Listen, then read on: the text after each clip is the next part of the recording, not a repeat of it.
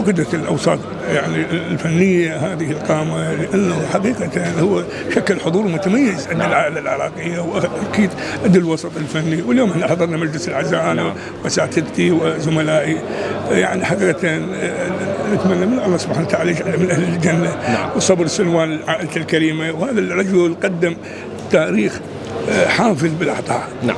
أستاذ ستار البصري هذا العلم، هو أكيد أحد أعمدة الفن وأحد أعمدة السينما والمسرح. أكيد بالوسط الفني. تأثيره يعني خاصة تدري بالوسط الفني. يعني أنا أول ما اشتغلت وكان لي الشرف أكون أشوفه، لي الشرف أكون أصور وياه، لي الشرف أكون ألتقي وياه في ستار البصري. مو شوي أول عمل وياه بال91. نعم. ويا أستاذي وحبيبي رحمة الله عليه الأستاذ ستار البصري، فأشاد به قال لي راح تصير وانت فنان محترم وانت كذا وانت كذا. الوان هو كان يمثل. انا كنت يعني بعدني الحيمي. وقاسم علي سراد جابني استاذ قاسم ان شاء الله الله يتسعه والعافيه.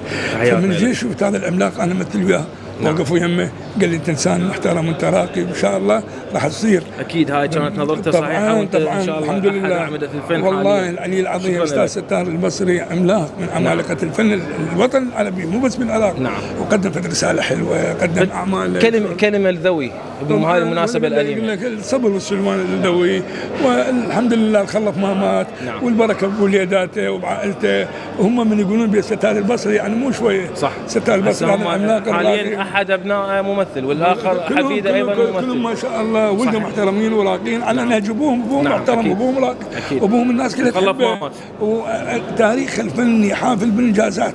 اعماله الحلوه واخرها عالم ست وهيبه. صحيح. اللي هو كان هو يعني شخصيته راقيه ومحترمه والناس تحبه. الجزء الاول شكل حضور متميز له. نعم. والجزء الثاني انا بالنسبه لي اشتغلت وياه، يعني اشتغلت وياه مسرح واشتغلت وياه تلفزيون. فالف الف رحمه على روحه ويجعل مثواه الجنه والصبر سلوان الاصدقاء.